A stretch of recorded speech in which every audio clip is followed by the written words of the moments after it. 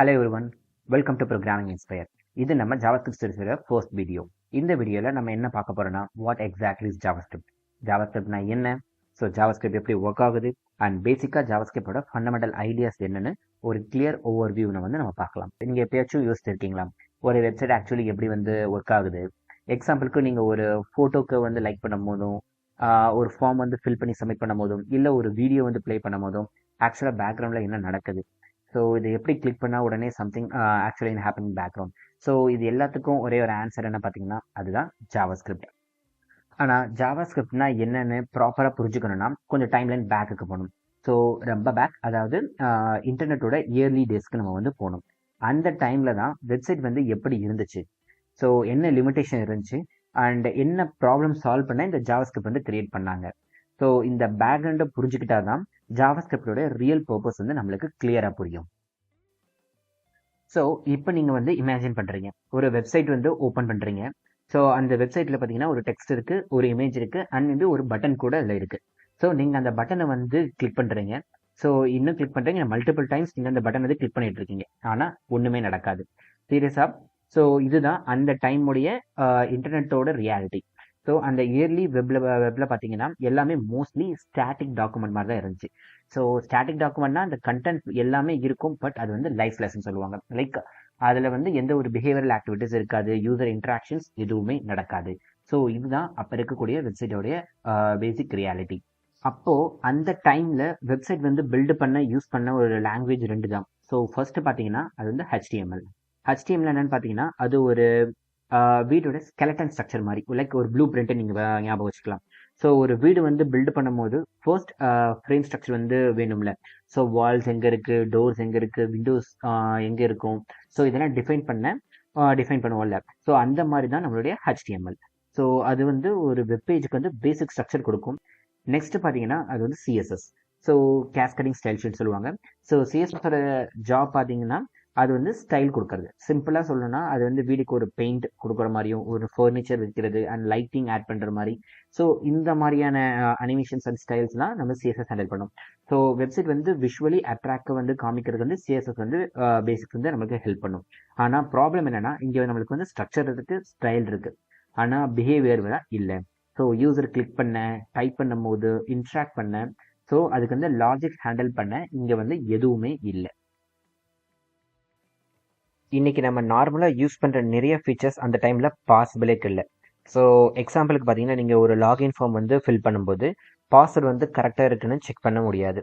So இல்லை ஸ்மூத்தாக animation காமிக்க முடியாது, இல்லை லைவாக கண்டென்ட் அப்டேட் பண்ண முடியாது.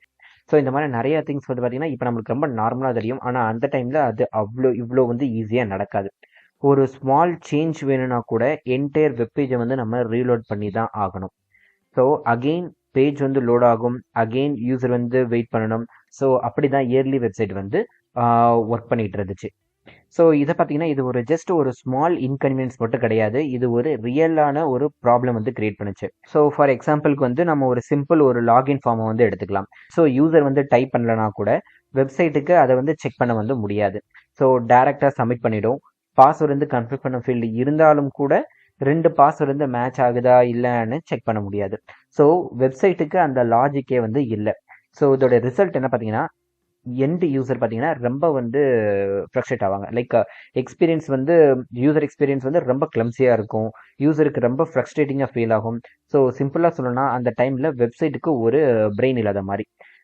பிகாஸ் இது ஒரு திங்க் பண்ணவோ, ஒரு டிசிஷன் எடுக்கவோ, யூசர் ஆக்ஷன் ரியாக்ட் பண்ணவோ அதுக்கு இங்கே எதுவுமே இல்லாமல் இருந்துச்சு. ஸோ அப்போ தான் நம்ம ஸ்டோரியோட ஹீரோ என்ட்ரி ஆகுது. ஸோ இந்த ப்ராப்ளம் எல்லாத்துக்கும் சொல்யூஷன் கொடுக்க போகிற அந்த ஒரு மிஸ்ஸிங் பீஸ் ஃபைனலி வந்துடுச்சு. ஸோ வெப்சைட்டுக்கு லாஜிக் கொடுக்க, யூசர் இன்ட்ராக்ஷன் ஹேண்டில் பண்ண அண்ட் தென் வெப்சைட் ட்ரூவாக அலைவாக மாற்றுற ஒரு பவர்ஃபுல் டூல் வந்துச்சு. ஸோ அந்த டூல் தான் தி JavaScript. ஸோ ஆல்ரெடி நம்ம பார்த்தோம்ல HTMLனா வீடோட ஃப்ரேம் மாதிரி அது பேசிக் ஸ்ட்ரக்சர் கிரியேட் பண்ணும். ஸோ சிஎஸ்னா அந்த வீட்டில் பெயிண்ட் அடிக்கிறது அண்ட் டெக்கரேஷன் ஆட் பண்ணுற மாதிரி. ஸோ அது வெப்சைட்டை விஷுவலி பியூட்டிஃபுல்லாக காமிக்க ஹெல்ப் பண்ணும். ஆனால் JavaScriptனா என்ன, அது வீடோட எலக்ட்ரிசிட்டி வயரிங் மாதிரி. லைக் நம்ம லைட் ஆன் பண்ணுறதுக்கு, ஃபேன் ரன் பண்ண, டிவைஸ் ஒர்க் பண்ண, ஸோ இப்படி எலக்ட்ரிசிட்டி வேணும்ல. ஸோ அந்த மாதிரி வெப்சைட்டில் ஃபங்க்ஷனாலிட்டி ஒர்க் ஆகணும்னா JavaScript வேணும். ஸோ இதுதான் அந்த தேர்ட் லேயர். ஸோ இப்போ நம்மக்கிட்ட ஸ்ட்ரக்சர் இருக்குது, ஸ்டைல் இருக்குது அண்ட் பிஹேவியரும் கூட ஜாவா ஸ்கிரிப்ட் வந்து நம்மளுக்கு ஹெல்ப் பண்ணுது. ஸோ இப்போ ஒரு வெப்சைட் வந்து கம்ப்ளீட் ஃபங்க்ஷனாலிட்டியோட ரெடியாக இருக்குது. சரி, இப்போ இந்த ஐடியாவை வந்து நம்ம ஸ்ட்ராங்காக மைண்டில் வந்து ஃபிக்ஸ் பண்ணிக்கலாம். ஸோ இதுதான் இதோட கோர் கான்செப்ட். ஸோ ஹெச்டிஎம்எல்னா வெப்சைட்டோடைய ஸ்கெலட்டன் மாதிரி அது பேசிக் ஸ்ட்ரக்சரை வந்து கிரியேட் பண்ணும். அண்ட் தென் சிஎஸ்எஸ்னா ஸ்கின் ஆர் க்ளோத்ஸ் நீங்கள் எது வேணாலும் எடுத்துக்கலாம். ஸோ வெப்சைட்டோட ஒரு விஷுவலி குட்டை காமிக்க வந்து ஹெல்ப் பண்ணும். அப்போது ஜாவா ஸ்கிரிப்ட்னா என்ன? ஸோ ஜாவா ஸ்கிரிப்ட்னா அது ஒரு நர்வஸ் சிஸ்டம் மாதிரி. லைக் நம்ம பாடியில் நர்வஸ் சிஸ்டம் வந்து எப்படி சிக்னல் அனுப்பி பாடி வந்து ரியாக்ட் பண்ண ஹெல்ப் பண்ணுதோ அது மாதிரி தான் ஜாவா ஸ்கிரிப்ட்ஸ் அந்த வெப்சைட்டோட பிஹேவியர் வந்து கொடுக்கும். ஸோ யூசர் ஆக்ஷனுக்கு வந்து ரியாக்ட் பண்ண, ரெஸ்பான்சிவ் கொடுக்க அண்ட் ஆக்சுவலி யூஸ்ஃபுல்லாக ஒர்க் பண்ண நம்மளுக்கு ஜாவா ஸ்கிரிப்ட் வந்து ஹெல்ப் பண்ணும். ஸோ இந்த கோர் கான்செப்டை மறந்துடாதீங்க, இதை வந்து கரெக்டாக ஞாபகம் வச்சுக்கோங்க. இப்போ ஜாவா ஸ்கிரிப்ட்னா அஃபிஷியலாக என்னென்ன நம்ம பார்க்கலாம். ஸோ சிம்பிளாக சொல்லணும்னா ஜாவா ஸ்கிரிப்ட் வந்து ஒரு ப்ரோக்ராமிங் லாங்குவேஜ். அதோட மெயின் ஜாப் என்னன்னு பார்த்தீங்கன்னா வெப்சைட்டுக்கு இன்டராக்டிவிட்டி வந்து ஆட் பண்ணுறது. ஸோ இதோட மீனிங் என்னன்னு பார்த்தீங்கன்னா, ஸோ யூசர் வந்து ஏதோ சம்திங் வெப்சைட் வந்து கிளிக் பண்ணும்போது ஸோ ரியாக்ட் ஆகிறது, ஃபார்ம் இன்புட் வந்து செக் பண்ணுறது அண்ட் கண்டென்ட்டை வந்து டைனமிக்காக அப்டேட் பண்ணுறது, இந்த மாதிரி இன்ட்ராக்ஷன் எல்லாத்துக்கும் ஜாவா ஸ்கிரிப்ட் வந்து யூஸ் ஆகும். ஸோ சிம்பிளாக சொன்னால் ஜாவா ஸ்கிரிப்ட் வந்து ஒரு போரிங் ஸ்டாட்டிக் வெப் பேஜை வந்து ஒரு லிவிங் ஒரு பிரீத்தபிள் அப்ளிகேஷனாக மாற்றுறதுக்கு வந்து நமக்கு ஹெல்ப் பண்ணும். ஸோ அதுதான் ஜாவா ஸ்கிரிப்டோடைய ரியல் பவர்னு சொல்லுவாங்க. ஸோ கொஞ்சம் முன்னாடி நம்ம பார்த்த அந்த பட்டன் ஞாபகம் இருக்கா? ஸோ கிளிக் பண்ணாலும் ஒன்றும் நடக்காது, அந்த ஒரு லைஃப்லெஸ் பட்டன். ஸோ இப்போ அதே பட்டனுக்கு ஜாவா ஸ்கிரிப்ட் வந்து ஆட் பண்ணலாம். ஸோ ஆட் பண்ணிட்டோன்னு இமேஜின் பண்ணுங்க. இப்போ என்ன நடக்கும்னு பார்த்தீங்கன்னா அந்த பட்டன் வந்து யூசரோட கிளிக்கை வந்து லிசன் பண்ண ஸ்டார்ட் பண்ணும். அண்ட் யூசர் கிளிக் பண்ணும்போது ஜாவா ஸ்கிரிப்ட் ஒரு வந்து ஆக்ஷன் வந்து ட்ரிகர் பண்ணும். ஸோ ஒரு எக்ஸாம்பிளுக்கு ஒரு ஸ்மால் பாப்அப் மெசேஜ் வந்து காமிக்க முடியும். ஸோ சிம்பிளாக சொல்லணும்னா யூசர் ஒரு ஆக்ஷன் பண்ணும்போது வெப்சைட் அதுக்கு ஒரு ரியாக்ட் பண்ணும். ஸோ ஆக்ஷனுக்கு ஒரு ரியாக்ஷன். ஸோ அதுதான் நம்ம ஜாவா ஸ்கிரிப்டோட கோர் ஐடியா. ஆனால் இங்கே ஒரு இம்பார்ட்டன்ட் கொஸ்டின் இருக்கு. இந்த எல்லா ஆக்ஷனும் எப்படி நடக்குது? கொஞ்சம் மேஜிக் மாதிரி தான் ஃபீல் ஆகுது இல்லையா? ஒரு ஸ்மால் ஜாவா ஸ்கிரிப்ட் கோடு, அதில் இருக்கிற ஒரு டெக்ஸ்ட் எப்படி சடனாக உங்கள் ஸ்க்ரீனில் ஒரு பாப்அப் மெசேஜை வந்து காமிக்க முடியுது? அது எப்படி வந்து பாசிபிள்? ஸோ இதோட சீக்ரெட் என்னன்னா, இந்த ஹெவி ஒர்க் எல்லாத்தையும் ஹேண்டில் பண்ணுறது ஒரே ஒரு powerful tool.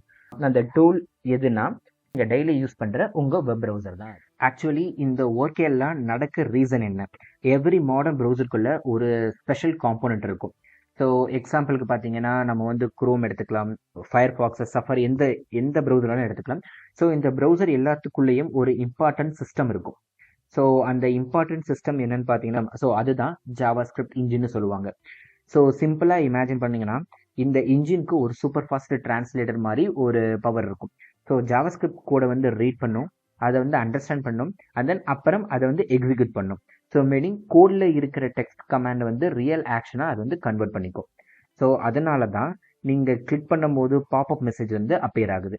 So animation work ஆகுது அண்ட் வெப்பேஜ் வந்து உங்களுக்கு ரியாக்ட் பண்ணுது.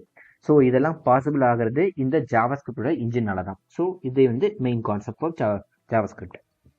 சரி, நாம இப்போ ஒரு இன்ட்ரெஸ்டிங்கான ஒரு கான்செப்ட் பார்ப்போம்.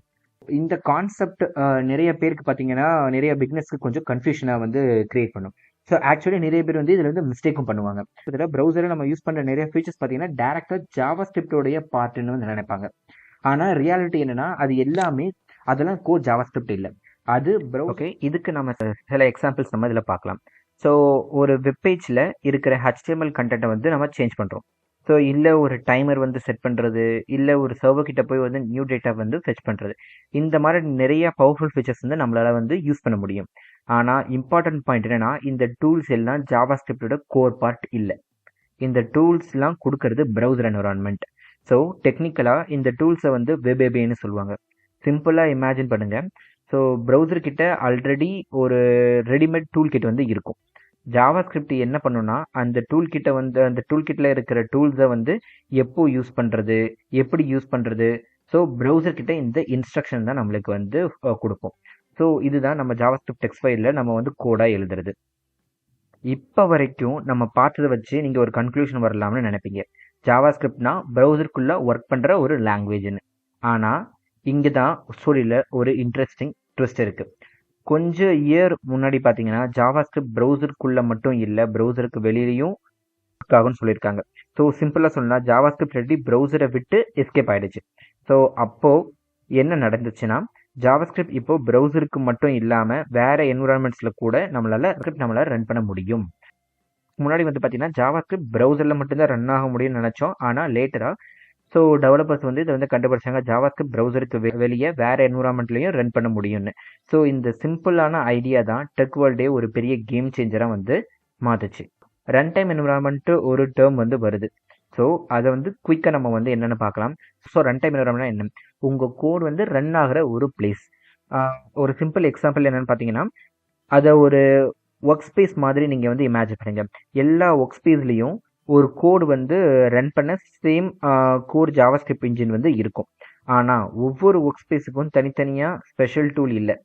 ஸோ அந்த டூல்ஸ் தான் அந்த பர்டிகுலர் என்விரான்மெண்ட்டுக்கு வந்து ஒரு யூனிக். ப்ரௌசருக்கு வெளியே ஜாவாஸ்கிரிப்ட் ரன் பண்ண யூஸ் ஆகிற most famous and most important environment. So அதுக்கு பேர் தான் Node.js. தெரிஞ்சு போச்சு, Node.js தான் ஒரு ரன் டைம் என்விரான்மெண்ட். இது டெவலப்பர்ஸ்க்கு ஆல்ரெடி தெரிஞ்ச ஒரு ஜாவாஸ்கிரிப்டை யூஸ் பண்ணி சர்வருக்கு எப்படி நம்ம வந்து கோட் ரைட் பண்ணுறது, ஸோ சர்வர் சைட் கோடை வந்து இதை வந்து அலோவ் பண்ணும். ஸோ இதை வந்து நம்ம ப்ரௌசர் கூட நம்ம வந்து கம்பேர் பண்ணும்போது Node.jsக்கு கம்ப்ளீட்லி டிஃப்ரெண்ட் சூப்பர் பவர் வந்து இருக்கும். ஸோ ப்ரௌசர் வந்து செக்யூரிட்டி ரீசன்னால பண்ண முடியாத சில விஷயங்களை Node.jsனால பண்ண முடியும். ஸோ ஃபார் எக்ஸாம்பிள் நம்ம சொல்லணும்னா, ஒரு வெப்சைட்டோட என்டையர் பேக் எண்ட் வந்து பில்ட் பண்ண முடியும். ஒரு டேட்டாபேஸ் கிட்ட டேரெக்டாக கம்யூனிகேட் பண்ண முடியும். இல்லை கம்ப்யூட்டரோட ஹார்ட் டிரைவில் இருக்கிற ஃபைல் சிஸ்டமை உங்களால் ஆக்சஸ் பண்ண முடியும். ஸோ Node.js வந்து that much powerful. And then இதோட பிக் பிக்சர் என்னன்னு புரிஞ்சுக்கணும்னா, இன்னைக்கு ஜாவாஸ்கிரிப்ட் வந்து ரெண்டு மெயின் வேர்ல்ட்ஸை வந்து நம்ம வந்து யூஸ் ஆகுது. ஒன்று யூஸ் ஆகிற என்னன்னு பார்த்தீங்கன்னா, ப்ரௌசரோடைய அதாவது நம்மளுடைய ஃப்ரண்ட் எண்ட்னு சொல்லலாம். அண்ட் இன்னொன்று சர்வர் சைட், அதான் நம்மளோட பேக் எண்டுன்னு சொல்கிறோம். ஸோ இது ரெண்டுமே கனெக்ட் ஆகிறது தான் நம்மளோட ஜாவாஸ்கிரிப்ட். நெக்ஸ்ட் பார்த்தீங்கன்னா, ஸோ இந்த சார்ட்டில் பார்த்தீங்கன்னா ப்ரௌசர் என்வரான்மெண்ட்டோட கோல் என்னன்னு பார்த்தீங்கன்னா, ஸோ இந்த ஒரு யூசர் இன்டர்ஃபேஸோட இன்ட்ராக்ட் பண்ணுறது. ஸோ அதனால இங்கே வந்து டாம் மாதிரியான ஏபிஐஸ் வந்து உங்களுக்கு கிடைக்கும். ஸோ டாம்னா வெப்பேஜோடைய லிவிங் ஸ்ட்ரக்சர் மாதிரி. ஸோ டாம் பற்றி தெரியலன்னா நீங்கள் கவலைப்படாதீங்க, இந்த அப்கமிங் வீடியோஸில் நம்ம இதை பற்றி நம்ம டீப்பாக பார்க்கலாம். ஜஸ்ட் இந்த டேர்ம்ஸ் மட்டும் நீங்கள் நோட் பண்ணி வச்சுக்கோங்க. அந்த நெக்ஸ்ட் Node.jsோட என்வரான்மெண்ட் கோல்ஸ் வந்து பார்த்தீங்கன்னா கம்ப்ளீட்டாக டிஃப்ரெண்ட்டாக இருக்கும். இங்கே ஃபோக்கஸ் எல்லாம் பேக் அண்ட் லாஜிக் மேலே தான் இருக்கும். ஸோ அதனால தான் ஃபைல் சிஸ்டம் ஹேண்டில் பண்ணுறது அண்ட் நெட்ஒர்க்கிங் பண்ண பவர்ஃபுல் ஏபிஐ வந்து உங்களுக்கு கிடைக்கும். ஸோ லாங்குவேஜ் சேம் பார்த்தீங்கன்னா ஜாவாஸ்கிரிப்ட் தான். ஆனால் அதுக்கு ஜாபுக்கு ஏற்ற மாதிரி நம்ம டிபெண்ட் பண்ணிட்டு டூல் மட்டும் டிஃப்ரெண்ட்டாக இருக்கும். ஸோ இதுதான் இங்களுக்கான மெயின் உங்களுக்கு டிஃப்ரென்ஸாக இருக்கும். நெக்ஸ்ட் இங்கே உங்களோட மெயின் டேக்அவே என்னன்னு பார்த்தீங்கன்னா, ஜாவாஸ்கிரிப்ட் தான் லாங்குவேஜ். ஆனால் ஸோ எங்கே ரன் ஆகுதுன்ற டிபெண்ட் பண்ணிட்டு தான் அது வந்து உங்களுக்கு யூஸ் பண்ண டூல்ஸ் வந்து சேஞ்ச் ஆகும். ஸோ ப்ரௌசரில் ரன் ஆனால் ஃப்ரண்ட் எண்ட் வந்து ஒர்க் பண்ண டூல்ஸ் வந்து கிடைக்கும். அது வந்து சர்வரில் ரன் ஆனால் சர்வர் Node.jsல உங்களுக்கு ரன் ஆச்சுன்னா பேக் எண்டில் ஒர்க் பண்ணுற டிஃப்ரெண்ட் டூல்ஸ் வந்து கிடைக்கும். So same JavaScript language use பண்ணி இப்போ நம்ம என்டையர் ஒரு வெப் ஃப்ரண்ட் எண்ட்ல இருந்து பேக் எண்ட் வரைக்கும் நம்மளோட கோட் பண்ணி பில்ட் பண்ண முடியும். So only for JavaScript language. And சிம்பிளாக இருந்த சின்ன ஒரு பாப்பப்ல இருந்து இப்போ ரொம்ப காம்ப்ளெக்ஸாக இருக்கிற சர்வர் அப்ளிகேஷன் வரைக்கும் ஜாவாஸ்கிரிப்ட் வந்து ரொம்ப டெவலப் ஆயிடுச்சு. அண்ட் தென் இன்னைக்கு நம்ம டிஜிட்டல் வேர்ல்டு பார்த்தீங்கன்னா ரன் பண்ண யூஸ் ஆகிற முக்கியமான லாங்குவேஜ் வந்து பார்த்தீங்கன்னா ஜாவாஸ்கிரிப்ட். இப்போ ரிமைனிங் கொஸ்டின் பார்த்தீங்கன்னா ஜாவாஸ்கிரிப்ட் வந்து நெக்ஸ்ட் வந்து எந்தெந்த என்வரான்மெண்ட்ல நம்ம ரன் ஆக போகுது. ஸோ இதோட நம்ம வந்து இந்த ஜாவாஸ்கிரிப்டோட பேசிக் ஜேர்னியை வந்து இங்கே முடியுது. ஸோ நம்ம என் கூட இந்த எக்ஸ்பிளேஷன்ஸ் எண்ட் வரைக்கும் பார்த்த எல்லாருக்கும் ரொம்ப நன்றி. ஸோ உங்களுக்கு இந்த வீடியோ ஹெல்ப்ஃபுல்லாக இருந்திருக்கும் நான் நம்புறேன். ஸோ இந்த அப்கமிங் வீடியோஸ்லையும் நம்ம ஜாவாஸ்கிரிப்ட் ஃபண்டமெண்டல்ஸ் 1 by 1 கான்செப்டாக நம்ம வந்து பார்க்கலாம். ஸோ தேங்க்யூ ஃபார் வாட்சிங் த வீடியோ.